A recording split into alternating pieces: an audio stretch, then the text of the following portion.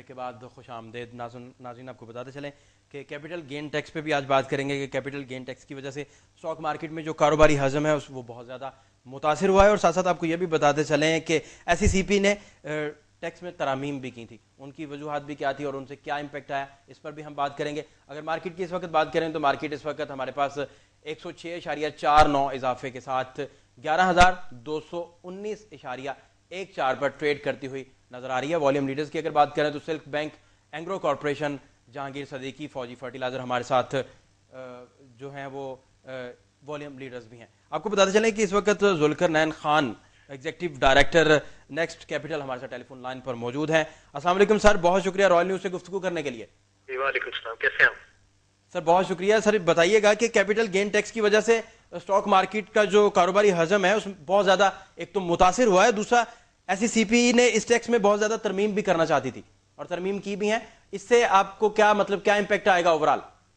دیکھیں, جب سے گورنمنٹ آف پاکستان نے کیپٹل گین ٹیکس لگایا ہے اسٹاک مارکیٹس کے اوپر, تب سے جو سرمایہ کار ہیں وہ تھوڑے سے محتاط ہو گئے ہیں. اس کی وجہ یہ نہیں ہے کہ لوگ ٹیکس ادا نہیں کرنا چاہتے جی. اس کی وجہ یہ ہے کہ جو ٹیکس کا کلیکشن کا نظام گورنمنٹ نے ہے, گورنمنٹ نے اس کو واضح طور پہ سامنے نہیں لائی. فار ایگزامپل, اگر ایک شخص کیپٹل مارکیٹ میں انویسٹمنٹ کرتا ہے جی, تو وہ نہیں چاہتا کہ وہ FBR کے لوگوں کے سامنے جا کے اپنی پراپرٹی یا اپنی انکم کو ڈسکلوز کرے. does not want to go and see them. سو اگر گورنمنٹ کو ایسا نظام لاتی جس سے کہ جو انویسٹر ہے اس کو جا کے FBR کو نہ ملنا پڑے, اور ایک ایسا نظام انٹروڈیوس کراتی تھرو نیشنل کلیئرنگ کمپنی کہ آٹومیٹکلی اس کے اکاؤنٹ سے جس طرح پہلے CVT آٹومیٹکلی ڈیڈکٹ ہو جاتی تھی, اسی طرح کیپٹل گین ٹیکس ڈیڈکٹ ہو جائے. جی بالکل صحیح. ابھی جو چیئرمین صاحب نے, چیئرمین SECP نے جو لیٹر اور جو بھیجے ہیں پرپوزلز, اس میں ایک پرپوزل یہ ہے کہ تھوڑا سا 2014 تک اس کو تھوڑی سی ریلیکسیشن کی جائے, اور اس کے ڈفرینٹ انہوں نے طریقے بتائے ہیں کہ یار پاکستان کے علاوہ باقی ملکوں میں کس طرح اس کو امپلیمنٹ کیا گیا اور کیا کیا ڈفرینٹ ادر آپشنز موجود ہیں اس کے اندر. بالکل صحیح. اچھا سر, یہ بھی بتائیے گا کہ MST میں تبدیلی کی گئی, اس کے بعد شارٹ سیلنگ بھی اگلے مہینے سے جو ہے وہ شروع ہو جائے گی. اس کے باوجود مارکیٹ میں کاروباری حجم میں اضافہ نہیں ہو سکا. کیا آپ کا خیال ہے کہ کیپٹل گین ٹیکس میں جو ہے اس میں کمی کی وجہ سے سرمایہ کار جو ہے وہ واپس آ سکتے ہیں؟ دیکھیں, اگر تو ایک تو کیپٹل گین ٹیکس میں اگر کوئی MST دے دیں اگلے 2 سالوں کے لیے 2014 تک کہ جی کیپٹل گین ٹیکس کو ہم جب تک اس کا کوئی واضح طریقہ نہیں بناتے کلیکشن کا, ہم اس کو ویو کر رہے ہیں اور ایک CVT ٹائپ کوئی چیز انٹروڈیوس کر رہے ہیں.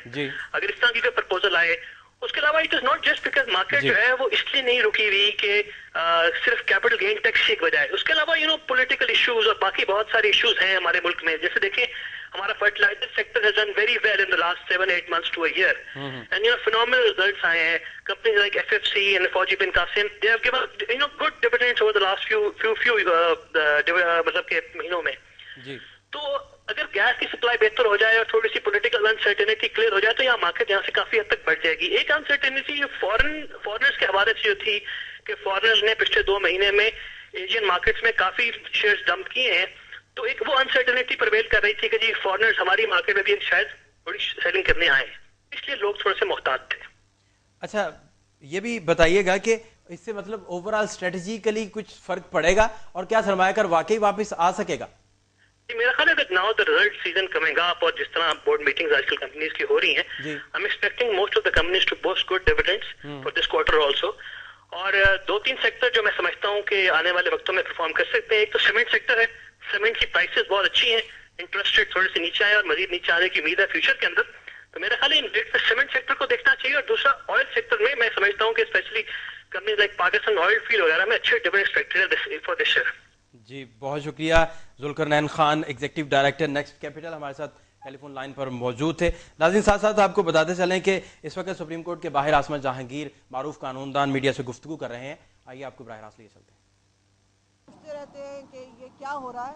میرا خیال جو کچھ ہو رہا ہے اب سب کچھ لوگوں کے سامنے آ گیا ہے, کوئی چیز پوشیدہ نہیں رہی ہے, تو اب سب کچھ کہنے کی ضرورت بھی نہیں ہے کیونکہ لوگ سن رہے ہیں, لوگ دیکھ رہے ہیں, لوگوں کو سمجھ آ گئی ہے کہ ہر چیز کے پیچھے کیا ایک منصب تھا, کیا آبجیکٹو تھا.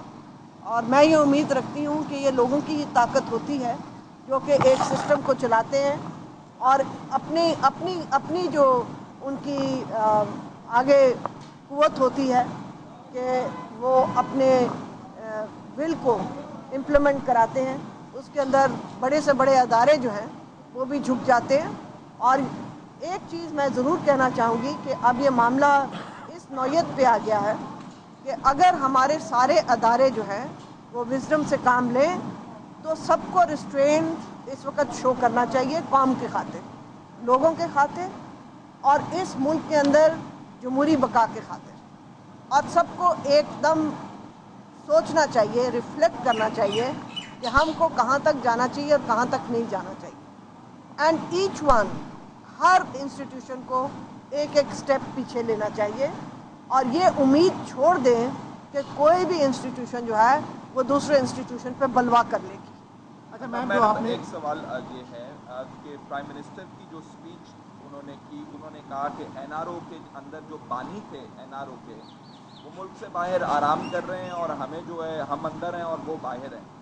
تو کیا یہ پرائم منسٹر صاحب کا کہنا درست ہے آپ کے خیال میں؟ این آر او کے اندر ان کو بلایا جا سکتا تھا جو باہر بیٹھے ہوئے ہیں آج؟